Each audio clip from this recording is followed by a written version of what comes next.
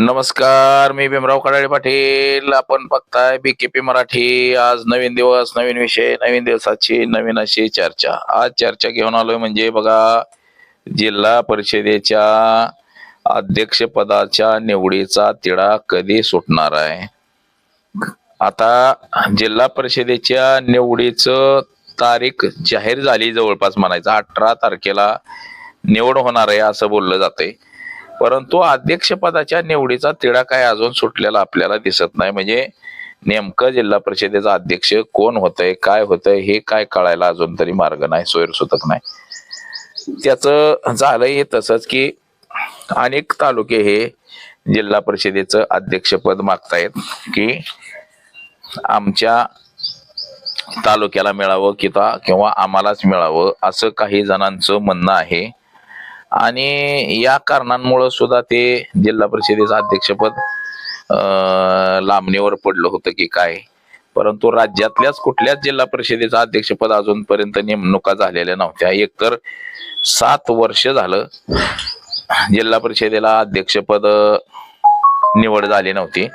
पण आता कधी नेमकी जिल्हा परिषदेच्या अध्यक्षपदाची निवड होईल, का लांबणीवरती पडतंय सारखं हे याच विषयाची आज चर्चा घेऊन आलोय. तर चला, सर्वप्रथम आपण जर चॅनल सबस्क्राईब केला नसेल तर चॅनल सबस्क्राईब करावा ही सर्वांना विनंती. आणि चला चर्चेला सुरुवात करूया.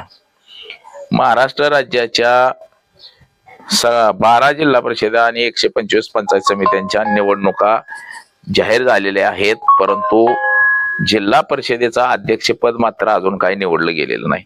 आता सांगितलं जातं की 18 तारखेला जिल्हा परिषदेचं अध्यक्षपद निवडलं जाईल. आता 18 तारीखच का बाबा, तर एकतर 7 वर्ष झालं जिल्हा परिषदेला अध्यक्ष नाही.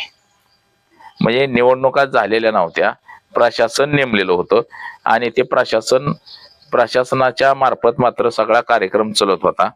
आणि असंच काहीच म्हणजे जिल्हा परिषदेचं अध्यक्षपदच निवडायचं नाही असं काहीच सरकारचं धोरण होतं. परंतु कोर्टानं सांगितलं निवडणुका घ्या, त्याच्यामुळे निवडणुका घ्याव्या लागल्या. आणि आता मात्र जिल्हा परिषदेचं अध्यक्षपद निवडण्यासाठी सुद्धा तारीख पे तारीख असं काहीच सुरू झालेलं आहे. तर याच जिल्हा परिषदेचं अध्यक्षपद हे निवडणं लवकरात लवकर गरजेचं होतं, परंतु ते अद्याप निवडलं गेलेलं नाही. आता त्याच्यामध्ये जिल्हा परिषदेचा जो तिढा आहे हा एकंदरीत सुटताना आपल्याला दिसत नाही. म्हणजे जिल्हा परिषदेचा अध्यक्षपदाचा जो तिढा आहे हा कधी सुटणार आहे हे सुद्धा पाहणं गरजेचं आहे. म्हणजे बघा, जिल्हा परिषदेचं अध्यक्ष, उपाध्यक्ष, महिला बालकल्याण सभापती, बांधकाम सभापती, अर्थ खात्याला सभापती, अशा ज्या काही निवडी होणं गरजेचं होतं त्या अद्याप निवडी झालेल्या आपल्याला दिसत नाहीत. म्हणजे ह्या निवडी का झालेल्या नसतील, तर त्या जिल्हा परिषदेच्या अध्यक्षपदाचाच तिढा अजून सुटलेला नाही. अजितदादांच्या मृत्यूनंतर पहिल्यांदाच ही निवडणूक झाली.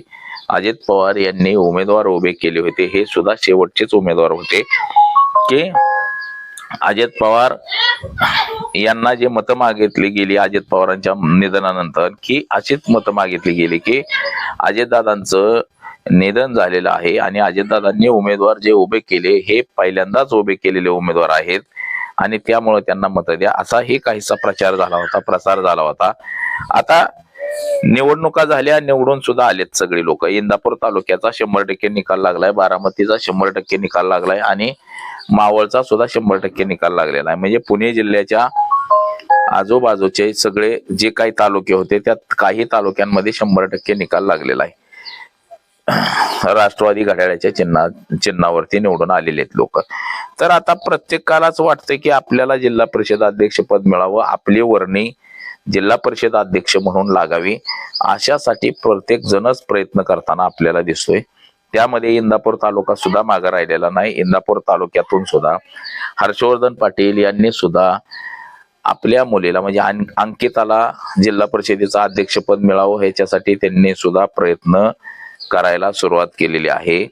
आता त्यांचं सुद्धा असं म्हणणं आहे की बाबा मला अजित पवारांनी शब्द दिला होता की जिल्हा परिषदेचं अध्यक्षपद मुलीला देऊ आणि आमदार विधान परिषदेवरती तुम्हाला घेतो असा शब्द दिला होता. तो शब्द आता पूर्ण करावा असं सुद्धा सांगण्यात येतंय. परंतु अजित पवारच जिवंत राहिले नाहीत, त्याच्यामुळं हा शब्द नेमका कोण पूर्ण करणार हे सुद्धा महत्वाचं आता झालेलं आहे की बाबा अजितदादाच आता जिवंत नाहीत, मग हा शब्द कोण पूर्ण करणार. म्हणजे असं सुद्धा आता काहीसं झालेलं आहे की बाबा चला अजितदादा जर असते तर तो शब्द पूर्ण झाला असता, परंतु आता अजितदादाच नसल्यामुळं हा शब्द पूर्ण करणं कठीण झालेलं आहे. असंच काहीसं आता दौंड तालुक्याच्या बाबतीत सुद्धा आहे की बाबा रमेश थोरात यांच्या गटाला वाटतं की आपल्याला जिल्हा परिषदेचं अध्यक्षपद मिळावं. तसंच त्या ठिकाणी वीर धवल जागदाळे म्हणून हे जे आहेत ते पवार घराण्याचे अतिशय जवळचं व्यक्ती म्हणून बोललं जातं. तर त्यांची सुद्धा मानसिकता आहे की बाबा आम्हाला जिल्हा परिषदेचं अध्यक्षपद मिळावं असं सुद्धा त्यांना वाटतंय. तसंच मावळात सुद्धा जे सुनील अण्णा शेळके यांनी सुद्धा तिथं पैकीच्या पैकी जागा जिंकलेल्या आहेत. त्यांनी सुद्धा सांगितलेलं आहे की बाबा आमच्या गटाला म्हणजे मावळात आजपर्यंत जिल्हा परिषदेचं अध्यक्षपद मिळालेलं नव्हतं, तर ते जिल्हा परिषदेचं अध्यक्षपद हे मावळामध्ये दिलं जावं असं सुद्धा काहीसं बोललं जातं. तसं इतर तालुके सुद्धा असं खेड असेल, राजगुरुनगर असेल, दिलीप वळसे पाटलांचं आंबेगाव असेल, शिरूर तालुका असेल, या सगळ्याच ठिकाणी जिल्हा परिषदेचं अध्यक्षपद मागणाऱ्यांची संख्या जास्त आहे. त्यातले त्यात ज्या तालुक्यामध्ये आमदार नाहीत, दौंड तालुका असेल किंवा पुरंदर तालुका असेल, ह्या दोन्ही तालुक्यामध्ये सुद्धा जिल्हा परिषदेचं अध्यक्षपद मागणाऱ्यांची संख्या जास्त आहे. म्हणजे बाबा ह्या तालुक्यांमध्ये आपला आमदार नाही तर हिथं ताकद देऊन विधानसभेला माणूस निवडून येईल अशा पद्धतीचं आपण केलं पाहिजे असा सुद्धा दृष्टिकोन त्या ठिकाणी ठेवला गेलेला आहे. पण आता ह्याची सर्वस्वी जबाबदारी आता बघा काल राज्यसभेच्या उमेदवारीचं फायनल झालं. शरद पवार हे बिनविरोध झाले राज्यसभेवरती, पार्थ पवार सुद्धा बिनविरोध झाले. म्हणजे आजोबा आणि नातू दोघंही राज्यसभेला बिनविरोध झाले. महाराष्ट्रातनं जे 7 राज्यसभेवरती जे पाठवायचे होते त्याच्यामध्ये शरद पवार आणि पार्थ पवार हे दोघं सुद्धा बिनविरोध झालेले आहेत. आता हे झालं, आता जिल्हा परिषदेच्या निवडणुकीचं सुद्धा ह्याच्यामध्ये आता वेग येईल त्याला की बाबा जिल्हा परिषदेचा अध्यक्ष कोणाला करायचा. आता सुनेत्रा पवार जरी पक्षाच्या राष्ट्रीय अध्यक्ष झालेले असल्या तरी त्याचा सर्वस्वी कारभार हा पार्थ पवारच बघतील. म्हणजे पार्थ युग हे एक प्रकारे चालू होईल.